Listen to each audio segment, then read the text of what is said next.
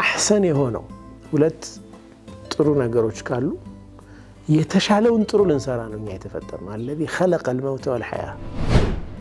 ሞት የሚቀር ቢሆን ኑሮ ለአሽረፈ الخلق ይቀር ነበር ነብዩ ሰለላሁ ዐለይሂ ወሰለም እንዲሆነ ብለህ ኡማውን አትበታት ነው ጀማዓተ المسلمين ተጠብቀዋል የሆነን ዓሊም የመከተል እና የሆነ መዝሐብ ተርጂህ የማድረግ መብት ለምን ትነፍገዋል ምን መብት አለኝ እኔ አንተን ምነፍግበት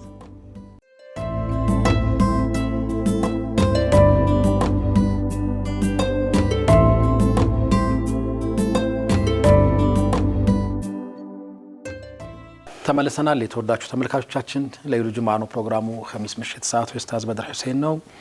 እንደ ተለመደው ዛሬም በጉዞ ወደ አላህ የተለያዩ ፌርማታዎችን ያየን የቢስሚከ ነህያ ንዑስ ፕሮግራማችንን እንቀጥላለን ባለፈው ሳምንት እንደዚህም ደግሞ የዛሬ 15 ቀንም ስናይ የነበረው እንደ አጠቃላይ የዚህ የታዚም ሁሩማቱላህ ነበረ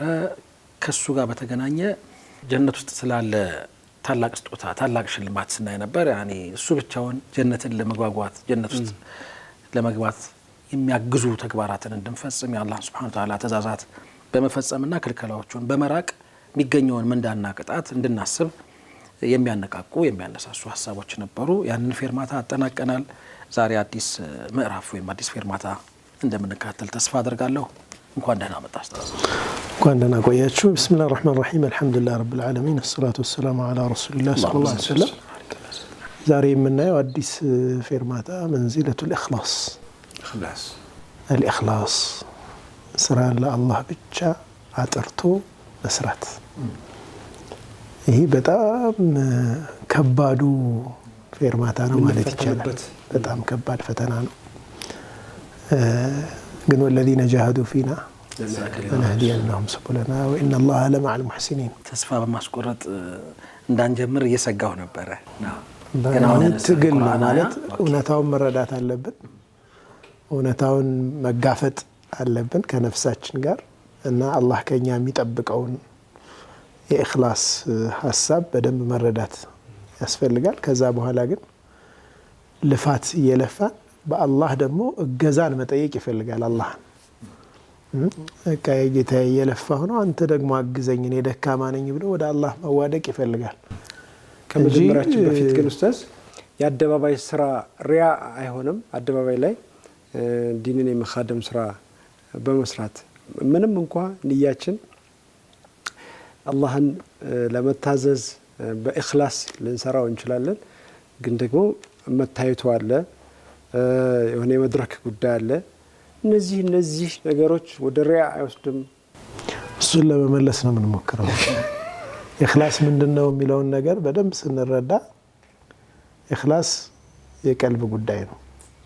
እናያለን መላእክት እንኳን አውቆ የሚመዘግበው አይደለም አንተና በአላህ መካከል ያለን ወጥህ ሙኽሊስ ልትሆን ትችላለህ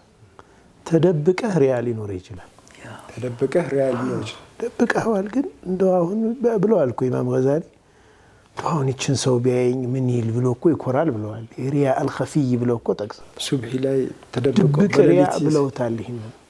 ድብቅ ሆኖ ሪያ ማለት ምንድነው ኮንሰፕት ኡስታዝና ይዩልኝ ማለት ነው ተደብቆ ይውልኛል እንዴ የተመናሉ ሪያ አልኸፊይ ማለት ድብቅ ሪያ ማለት ሰውየው ያን ተደብቆ የሚሰራውን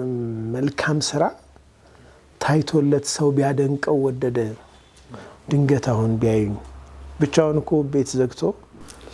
ኢባዳ ላይ ነው ያለው እየሰገደ ነው ቁርአን እየቀራ ነው ምናምን ይሄ ወደ ሲድቅ እንመጣለን ሲድቅና ኢኽላስ አንዱን የሚያግዙ ሐሳቦች ናቸው እናያቸዋለን አሁን